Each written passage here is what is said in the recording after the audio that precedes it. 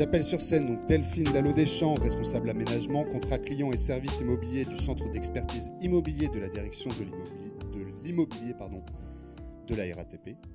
Et Thibaut Barrois, responsable stratégie, développement et RSE de la direction de l'immobilier de la RATP. On peut vous applaudir.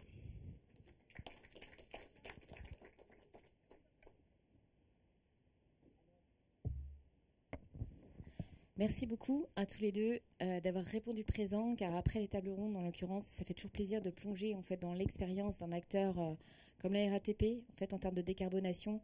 Vous avez développé toute une stratégie, en l'occurrence d'adaptation et de transition, en l'occurrence de votre parc neuf et existant, en l'occurrence. Donc Delphine Lalo-Deschamps et Thibaut Barrois, est-ce que vous pouvez nous en dire plus sur la feuille de route de l'immobilier durable pour la RATP? Qu'est-ce que ça veut dire et concrètement comment ça se passe? Ça fait. Donc déjà merci de nous accueillir et de nous donner l'occasion de présenter un petit peu la vision de la RATP face aux défis environnementaux. Donc déjà pour... J'essaye de passer. Est-ce que ça fonctionne? Ok. Alors, ce n'est pas un sujet qui est totalement nouveau pour la RATP.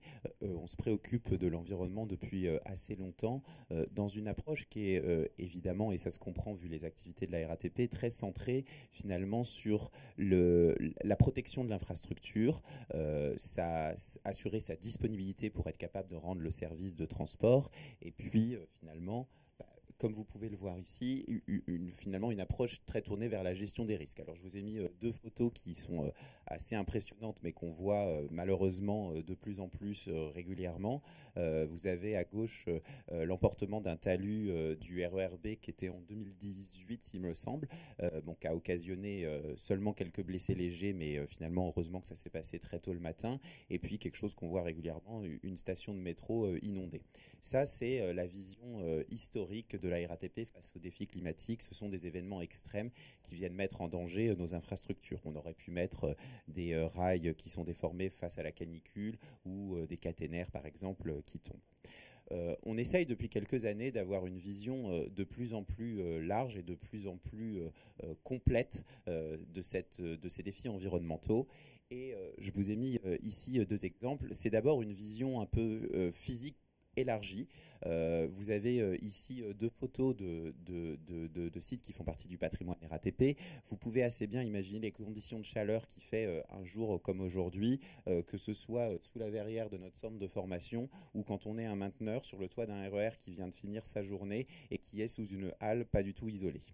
Donc ce sont aujourd'hui des défis auxquels on fait face, auxquels on doit répondre. Alors dans une réflexion beaucoup plus large que l'infrastructure, on va dire, qui accueille le transport et que les voyageurs que vous pouvez être au quotidien voient, mais aussi tourner vers, en symétrie, je dirais, nos salariés, pour leur assurer des conditions de travail qui sont acceptables, quelles que soient les conditions climatiques, ou en tout cas au maximum.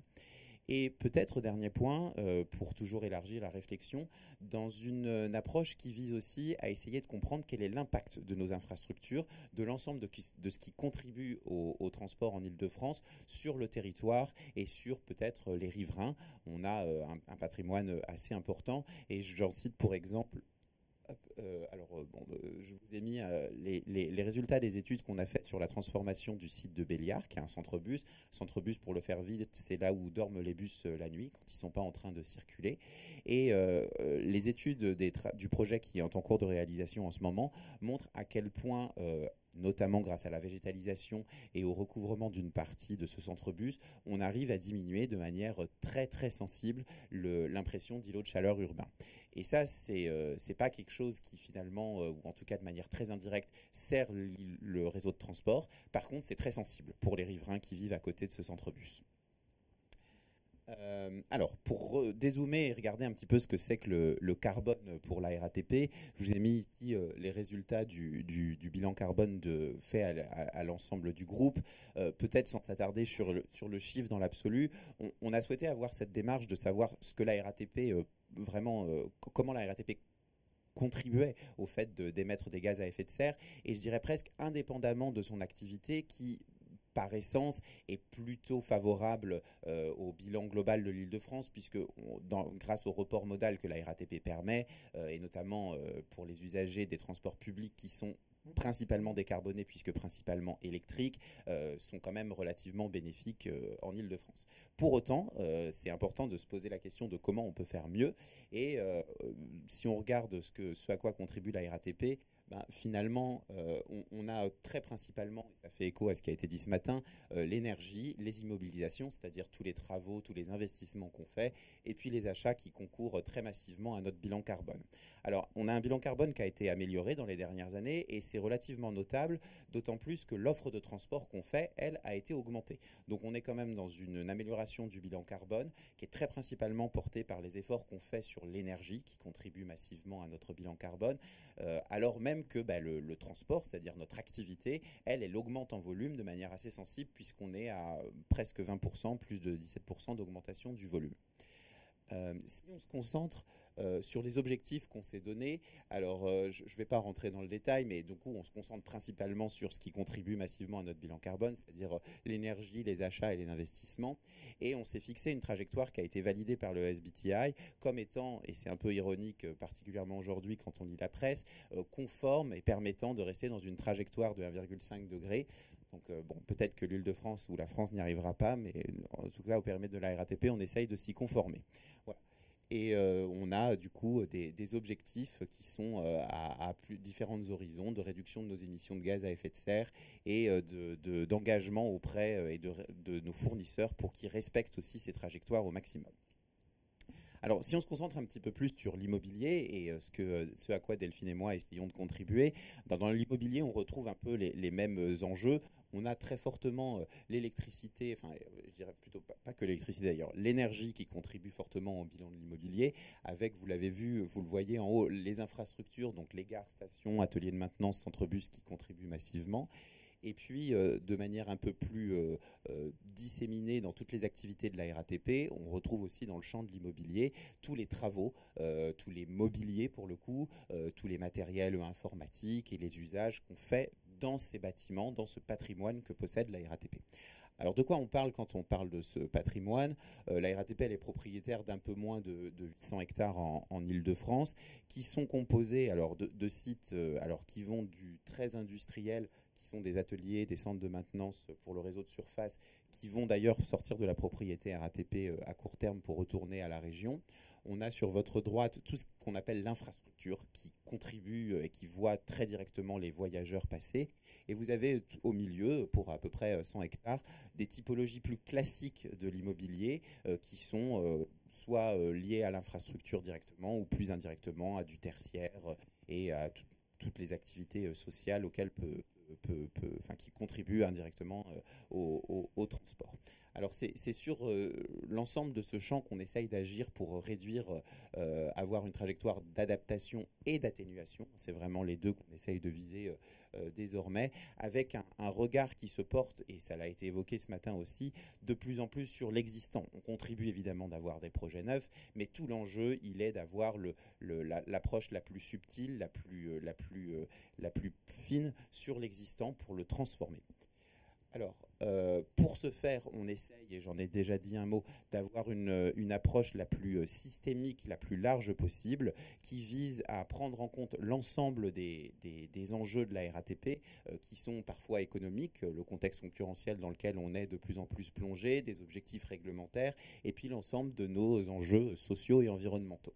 Je dis sociaux parce que c'est important. La RATP est aussi un groupe qui possède un bailleur social. On a eu l'occasion de parler du logement social un peu plus tôt. On est un petit bailleur, on a un peu moins de 10 000 logements en Île-de-France et on a une politique, par exemple, aussi assez ambitieuse de rénovation et de réhabilitation de ce parc face aux défis climatiques.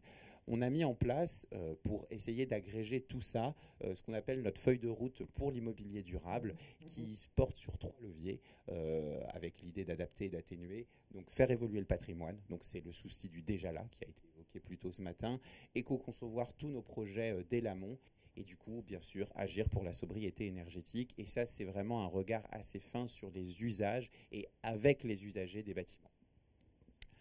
Pour en finir, avant de rentrer concrètement avec Delphine sur le gros programme d'investissement qu'on est en train de lancer et qui est en pleine étude, peut-être vous dire quelques mots sur les enjeux de cette feuille de route qui, au-delà des ambitions qu'on espère et qu'on met de plus en plus haut sur les nouveaux projets et du souci du déjà là, il faut vraiment être conscient que c'est une transformation des métiers de l'immobilier tel qu'on les connaît avant. Et notamment, je le dis et on l'a affiché ici, il y a un gros enjeu de formation de l'ensemble de nos salariés. On considère, et Delphine et moi, on est particulièrement engagés sur la question, que l'ensemble du collectif est dans cette direction-là. Je pense qu'il faut le dire, c'était pas forcément toujours le cas, sans aller jusqu'au climato-scepticisme. Tout le monde n'a pas forcément en tête les enjeux, en tête les bonnes pratiques, et c'est un souci de formation constante de comment apprendre à transformer nos métiers. On commence à parler, même si c'est difficile, du sujet des renoncements, du sujet de transformer les projets, et ça va pas de soi, et ça n'est pas que faire mieux, c'est aussi faire autrement. Voilà, donc les défis, ils sont majeurs, ils sont sur le financement, ils sont sur, j'en ai un petit peu parlé, entraîner et faire avec les usagers pour transformer les usages, et ils sont sur arriver à dépasser, et Delphine le précisera, à dépasser le réglementaire. Aujourd'hui, le réglementaire, c'est ce qui nous, en tant qu'EPIC à la RATP, nous permet d'avoir des financements, mais on sait que ça ne suffit pas. Ça ne suffit pas pour anticiper, ça ne suffit pas pour avoir une vision long terme, ça ne suffit pas pour prendre en compte des enjeux qui sont aujourd'hui assez peu réglementés, justement. Je pense particulièrement aujourd'hui à la biodiversité et à la sobriété hydrique, qui sont des enjeux majeurs de demain et pour lesquels il y a encore peu de règlements, il y a encore peu d'étalons sur lesquels se fixer. Et donc, voilà, on fait face à tous ces défis. Et je laisse Delphine vous présenter un peu le plan d'investissement qu'on est en train d'essayer de lancer pour adapter notre patrimoine. Merci Thibault. Bonjour à toutes et à tous. Donc effectivement, je vais vous parler du grand programme d'adaptation aux enjeux environnementaux de notre patrimoine immobilier. C'est un programme ambitieux au long cours, d'abord parce qu'on a un gros patrimoine, Thibault l'a dit. Il faut cliquer là, c'est ça. Voilà. Ok, c'est bon. On a un immense patrimoine, hein, on l'a vu effectivement avec 720 000 hectares. Et le point important, c'est qu'on a... Excusez-moi, voilà, ça s'arrête quand ça ne va pas. Le point important, c'est que ce patrimoine, il est habité par des gens qui opèrent le transport directement ou indirectement.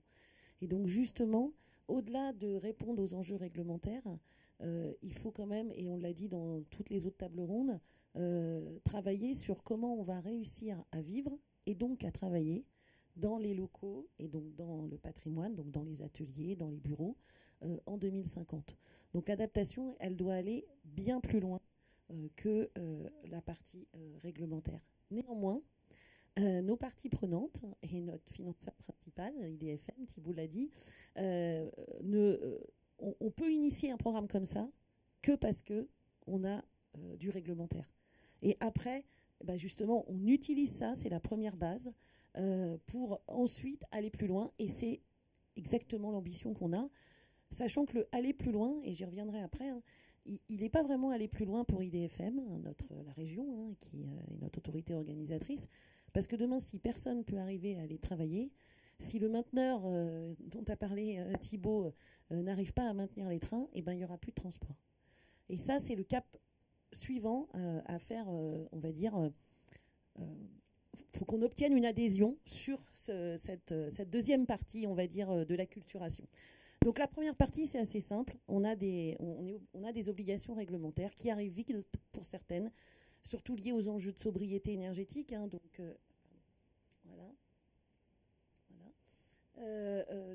voilà tout le cadre réglementaire.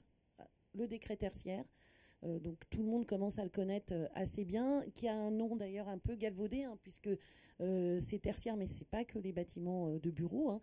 Ce sont en fait tous les bâtiments de surface globalement, donc du coup pour nous également nos ateliers, hein, avec des ambitions très importantes, hein. Nous devons faire moins 40% de consommation d'énergie sur la base d'une année de référence, hein, qui a été prise entre 2010 et 2019 à horizon 2030. Donc quels sont nos bâtiments qui arrivent à faire ça? hein, voilà, sur l'ensemble de nos bâtiments. Puis en 2040, moins 50%, puis en 2050, moins 60%. Donc ce décret tertiaire est quand même, on va dire, celui qui nous jalonne pour construire le programme. Hein, ça a ce mérite-là et ça a un mérite non neutre pour aller plus loin derrière. On a d'autres décrets, hein, tout ce qui est justement pilotage du bâtiment, donc ce qu'on appelle le décret BAX.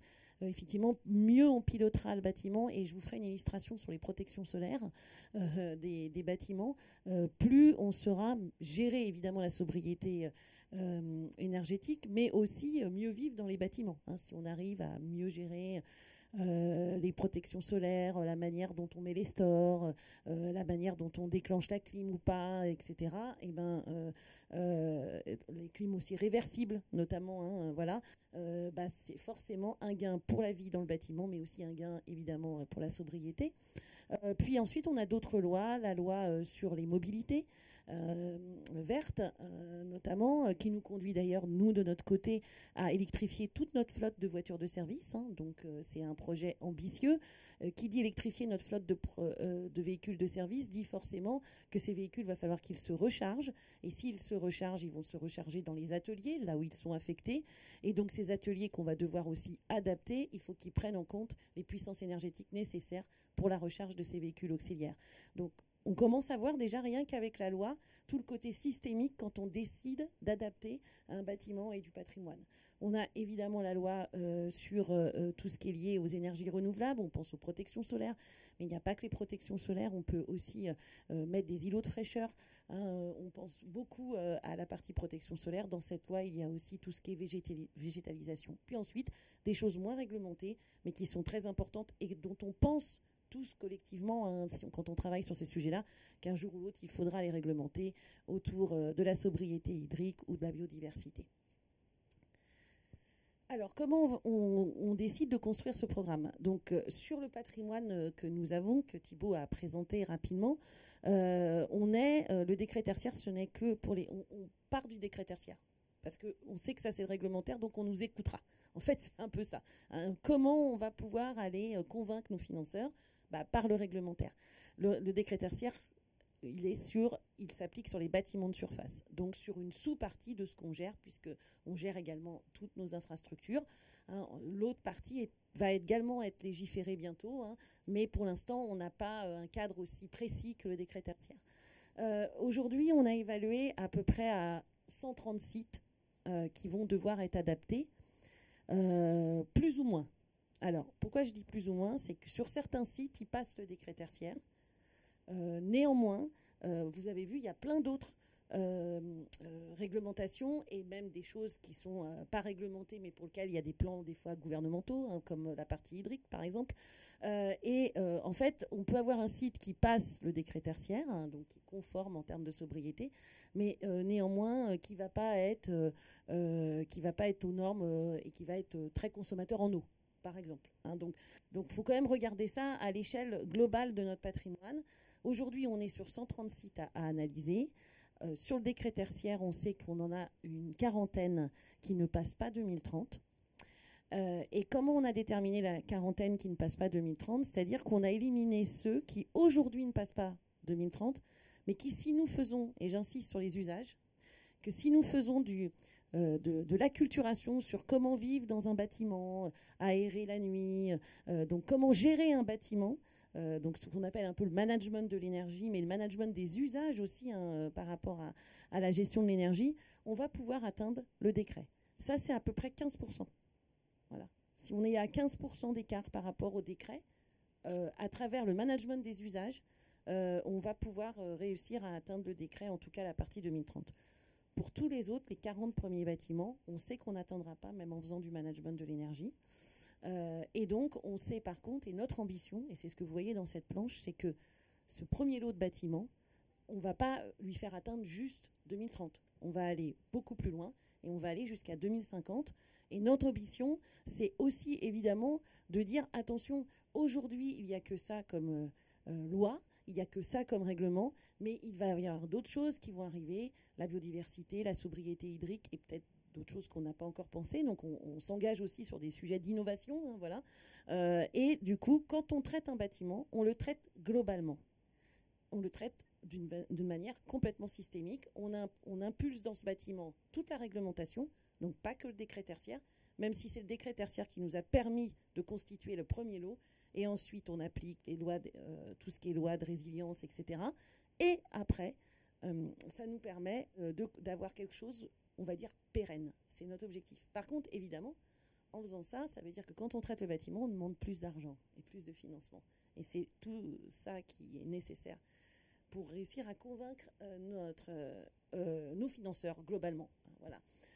Donc nos grands axes, je les ai déjà un peu dit, quand on traite un bâtiment, et donc dans le lot de ces 40 premiers bâtiments qu'on va devoir adapter, améliorer la performance énergétique avec notamment, et j'y reviendrai dans l'illustration, une priorité sur l'enveloppe. On voit bien quand on fait toutes nos études, on est déjà bien avancé, que ce qui joue le plus pour mieux vivre dans le bâtiment en question et répondre aux enjeux de sobriété énergétique, notamment, c'est évidemment un moment traiter l'isolation. Pas que, il faut savoir monitorer le bâtiment, etc. Ça joue, mais l'isolation est quand même un point extrêmement majeur. Il est important quand on travaille sur un bâtiment de trouver des friches pour le désimperméabiliser les sols. On sait que ça va permettre d'être favorable à la biodiversité, de créer des îlots, de réduire les îlots de chaleur justement, et de créer des îlots de fraîcheur, et qui sont aussi très importants pour mieux vivre dans le bâtiment. Voilà. On veut aller également plus loin dans la décarbonation, dans les approvisionnements, évidemment. Et on veut préserver les ressources et accompagner le développement en termes de mobilité à bas carbone. Pourquoi ? Puisque là encore, quand on va traiter un bâtiment, si je dois mettre des bornes électriques, comment je gère le fait de mettre des bornes électriques tout en respectant la sobriété énergétique et en faisant en sorte que le bâtiment, du coup, consomme moins et respecte le décret tertiaire.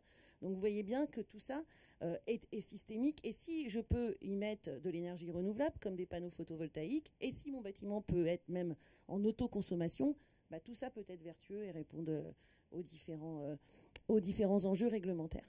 Donc on veut aller plus loin, et notamment, notre objectif, vous le voyez là, c'est le confort thermique des occupants à horizon 2050. C'est ce qui nous appelle vraiment, en tout cas, et qui nous motive. Donc Thibault l'a dit, aujourd'hui quand on rénove, donc on est sur l'adaptation de notre patrimoine existant dans lequel il y a des occupants qui vivent, des salariés qui opèrent leur métier. Donc nous on est vraiment dans la réhabilitation en fait, le réaménagement en lien avec ces objectifs. Et donc souvent avant quand on rénovait c'était pour faire mieux, pour faire plus. Maintenant on rénove pour faire autrement. On doit penser les usages, je vous l'ai dit, le management de l'énergie, la manière de fonctionner, de travailler dans un bâtiment, peut agir favorablement pour mieux y vivre, tout simplement. On doit évidemment faire appel et regarder le climat. Et on doit regarder également, quand on rénove, tout ce qui est lié aux matériaux biosourcés et au coût de tout ça, puisque derrière, essayons de faire autrement pour mieux vivre à moindre coût. Parce que aujourd'hui, on a tendance à penser qu'à chaque fois qu'on veut introduire de l'environnement, ça va coûter de l'argent. Le coût maîtrisé ne concerne pas que le logement. Voilà, exactement. C'est très important là-dessus. Je vais vous donner un petit exemple, justement, d'une vision systémique. Ici, vous avez la plateforme logistique, l'une des plateformes logistiques de la RATP à Boissy-Saint-Léger, dont nous sommes propriétaires. Et à côté, vous avez un bâtiment qui est notre laboratoire d'essais et mesures. C'est là qu'on fait les laboratoires, notamment de qualité de l'air. C'est là qu'on a tous les sujets de qualité de l'air qui sont traités là, notamment. Aujourd'hui, ce laboratoire, il y a 80 personnes qui travaillent dans ce laboratoire. Le LEM, on l'appelle, voilà, de son petit nom. Et aujourd'hui, c'est une passoire thermique. Mais vraiment une passoire thermique. Donc, au-delà du fait qu'évidemment, ce site ne répond pas au décret tertiaire, ça devient, excusez-moi, très difficile à vivre et à travailler, surtout en période de chaleur et de canicule. Sur la plateforme logistique, vous voyez une plateforme candidate à la loi des énergies renouvelables, et donc on peut poser des panneaux photovoltaïques dessus.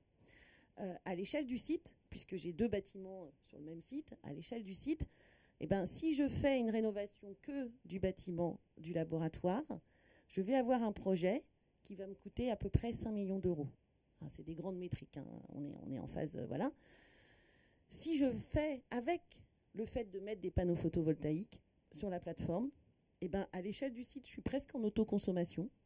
Et donc, à ce titre-là, je vais avoir moins à faire au niveau de l'enveloppe du bâtiment du laboratoire. Et donc, eh ben, évidemment, je vais investir moins pour réhabiliter mon bâtiment du laboratoire. Donc, si on fait un total, sachant qu'on est obligé avec la loi, et donc ça, la loi nous aide quand même, justement, sachant que nous sommes obligés avec la loi de poser des panneaux photovoltaïques, puisque clairement le site de la plateforme logistique est candidat et répond aux obligations réglementaires sur cette loi, on est obligé d'investir 3 millions dans tous les cas. Mais du coup, au total, on en a gagné 1,5. Et toujours pour que nos salariés du laboratoire vivent mieux, contrairement à aujourd'hui. De l'avantage de la vision globale. C'est l'avantage de la vision globale. La vision globale, elle est aussi, par exemple, sur l'isolation des façades. Quand on prend des décisions et quand on va prendre des décisions sur l'isolation des façades, il va falloir prendre des bonnes décisions. Parfois, elles vont coûter plus cher, mais elles vont être plus intéressantes.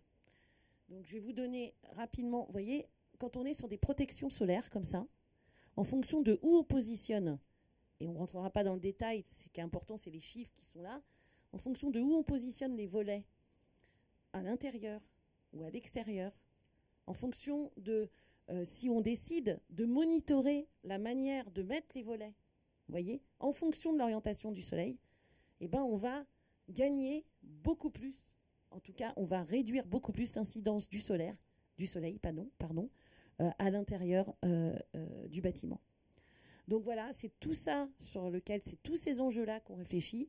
Notre objectif dans l'adaptation de notre patrimoine, c'est vraiment d'avoir une vision systémique. Ne me demandez pas d'aller mettre des bornes électriques parce qu'on électrifie la flotte dans un atelier pour ensuite me dire qu'il faut que je fasse de la sobriété, mais en même temps, plus tard, me dire qu'il va falloir mettre des panneaux solaires. Vous voyez, il faut vraiment avoir une vision globale du bâtiment. Sur le long terme. Et voilà, et sur le long terme surtout.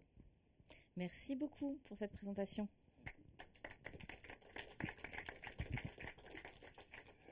Merci à tous.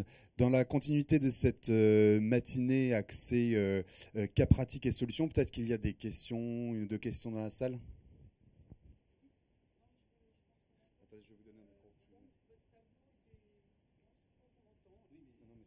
Ah d'accord, pardon. Oui, bonjour. Votre tableau était très intéressant là, avec tous les textes, y compris, vous savez, le décret tertiaire. Et donc, ma question est la suivante. Je crois que c'était le deuxième encadré. Ah voilà, oui, si on peut le repasser, c'est encore mieux. Voilà, le deuxième. Non, c'était ce qui était imposé par la loi LOM, donc le troisième. Conversion du parc de véhicules auxiliaires. Mais là il n'est pas question des bus. Je voulais savoir la conversion des bus à l'électrique. Est-ce que c'est quelque part dans un texte? Pas à ma connaissance, mais à ce moment-là, pourquoi pas? Puisque là, vous voyez, on impose quelque chose sur les véhicules auxiliaires, c'est-à-dire qu'est-ce que c'est les véhicules auxiliaires, s'il vous plaît? C'est tous les véhicules de service, les dépanneuses, voilà. Donc c'est marginal. Les véhicules si on résume, c'est quand même marginal par rapport au parc de bus. Oui. La loi, elle est sur les flottes de véhicules professionnels, en fait, qui sont concernés par ça, pas sur les bus qui sont en train d'être convertis à l'électrique et au gaz et au biogaz. Ceci dit, on s'est lancé avec IDFM, pour le coup, dans une logique de rendre le réseau de bus vert.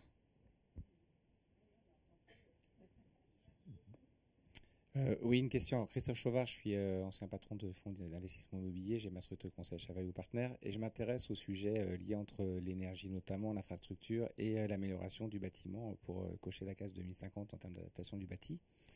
Alors le sujet que vous proposez, il est très intéressant parce qu'on voit bien qu'un propriétaire occupant, il a plus de leviers et on pourrait faire le lien avec la discussion aussi avec les acteurs du social, de l'hébergement social. Alors, ce qui est très intéressant, c'est que vous utilisez le levier de l'énergie avec la loi APER pour financer une partie des projets. La question que j'ai envie de vous poser, est-ce qu'aujourd'hui, vous avez tous les financements qui sont... la réponse, je la connais, elle est non. Mais est-ce que vous ne pensez pas qu'il y a des modèles aujourd'hui qui permettraient, adossés avec une banque des territoires ou avec d'autres acteurs en termes de tour de table, d'avoir des territoires tout simplement adossés à des logiques de fonds d'infrastructure? Parce que là, on parle quand même d'un coût du bâti à l'horizon de 2050. Et si on compare le coût du bâti par rapport à ce coût de non-usage, on est sur des sommes qui sont beaucoup plus importantes de démolition-reconstruction que si vous avez aujourd'hui d'adaptation à faire. Donc est-ce que vous pensez pas, la question, est-ce que vous pensez pas qu'il y a un levier autour du financement avec des modèles de TRI sur 25, 30 ans, 35, 50 ans peut-être, qui permettrait de faire face justement à cette impasse budgétaire qui concerne un peu tout le secteur? Alors oui, l'impasse budgétaire. Alors, dans l'étude, là on est au stade de l'étude, hein, et on va après commencer à lancer les études plus détaillées, hein, ce qu'on appelle les APS, les APD, bâtiment par bâtiment à partir de 2026. Pour ça, pour pouvoir lancer ça, il va falloir on a besoin de financement complémentaire. Aujourd'hui, l'étude, c'est un pari, hein, qu'on a fait au groupe RATP. Enfin, c'est un pari, hein, c'est quand même d'actualité, hein, c'est-à-dire qu'on se la finance nous-mêmes. Voyez, on ne va pas demander à notre financeur habituel, hein, et historique. L'étape suivante, on ne pourra pas faire autrement. Néanmoins, pendant cette étude, justement, qu'on fait en 2025, on a tout un pan d'ingénierie financière pour lequel on travaille à regarder vers quel autre financeur que nos financeurs historiques on pourrait... qu'est-ce qu'on pourrait faire en termes de financement complémentaire pour pouvoir faire le plus. Parce qu'aujourd'hui, quand on a commencé déjà à aller voir la région, hein, donc on a un discours très agréable, mais oui, bien sûr, c'est évident, mais démontrez-nous-le. Et puis pour l'instant, surtout, dites-nous exactement combien ça coûte le réglementaire. Donc on voit bien qu'ils sont, pour l'instant, ils n'arrivent pas à passer le pas d'après, même si on commence à leur distiller, attention, en 2050, si on ne fait pas plus, il y aura des soucis de productivité de l'offre de transport parce que nos salariés n'arriveront plus à vivre dans les ateliers de maintenance, enfin dans les différents lieux dans lesquels ils opèrent leur métier. Mais ça, pareil, ils nous disent démontrez-nous-le, et ça c'est très dur à le démontrer, hein. Donc bien sûr on fait de l'ingénierie financière et on travaille à voir sur les banques du territoire, enfin, etc. C'est aussi un autre angle pour arriver avec peut-être moins demander à nos financeurs historiques, en tout cas le plus peut-être essayer de le demander ailleurs. Merci beaucoup, on peut vous applaudir une nouvelle fois. Merci beaucoup.